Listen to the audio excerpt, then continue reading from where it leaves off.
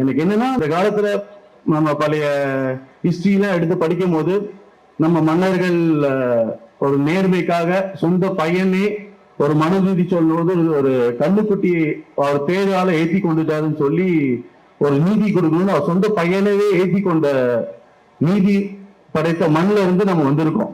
இந்த மாதிரி ஏகப்பட்ட விஷயங்கள் இருக்கு. தமிழுக்காக உயிரை கொடுத்தாங்க, தமிழுக்காக சொத்தை வித்தாங்க, தமிழுக்காக இவ்வளவு மக்களுக்காக தியாகம் செஞ்சு காப்பாற்றின ஒரு விஷயத்த இன்னைக்கு வந்து ரொம்ப ஊழலாலையும் ஒரு கரப்ஷன்ல ரொம்ப சூழ்ந்து போய் இதுக்கு மேல வந்து ஒரு நல்லவர்கள் வந்து அரசியல் வந்து இளைஞர்கள் வந்து இதை காப்பாத்தலைன்னா அடுத்த தலைமுறைகளுக்கு வந்து இது ரொம்ப பெரிய ஒரு பாதிப்பா ஆயிடும்.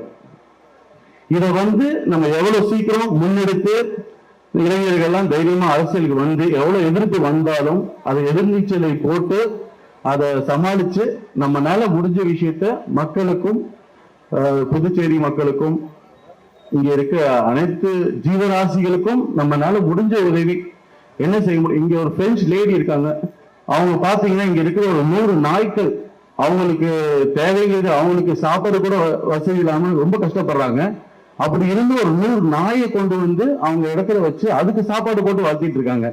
அவங்க அம்மா ஆபரேஷனுக்காக இல்ல பிரான்ஸ் போய் அவங்க அதை நடத்த முடியாம இருக்க சூழ்நிலை நான் அதை பார்க்க போனேன். அன்னைக்கு போய் அதுக்கு போய் உதவி செஞ்சுட்டு வந்தோம். அப்போ அதான் நினைச்ச ஒரு பிரெஞ்சு லேடி அவங்களுக்கு இந்த மண்ணு மேலேயும் இங்க இருக்கிற ஒரு விலங்கு மேலேயும் இவ்வளவு ஆர்வம் இருக்கு. இங்கே பிறந்து இந்த மண்ணிலே பிறந்தவங்களுக்கு ஏன் அது விட்டு போச்சு? இந்த காசு பணங்கிற ஒரே நோக்கத்துல வந்து எல்லாருமே அவங்களோட இனமும் மதத்தையும் அவங்களோட வரலாறையே மறந்துட்டு ஏதோ ஒரு அரசியல் நோக்கத்துக்காகவும் பதவிக்காகவும் இவங்க பண்றது வந்து இன்னைக்கு சரியில்லை. இதெல்லாம் எதிர்கொண்டிருக்கிறதாக வந்திருக்கோம். எந்த பிரச்சனை வந்தாலும் எதிர்கொண்டு சாதிச்சுட்டு தான் இங்கிருந்து போவோம். அப்படி இருக்கும்போது உங்களோட அன்பும் ஆதரவும் என்னைக்குமே தேவை. ஏன்னா பிசினஸ் மேனுக்கு எப்பவுமே ஒரு பணம் இருக்கும், எல்லாமே இருக்கும். பட் என்னன்னா டைம் தான் ரொம்ப இம்பார்ட்டன்ட். அந்த மாதிரி ஒரு நேரத்தை வந்து எந்த ஒரு தொழிலதிபருமே வீணாக்க மாட்டாங்க. ஏன்னா அது எல்லாமே வந்து ஒரு ப்ராஃபிட்டா தான் பார்ப்பாங்க.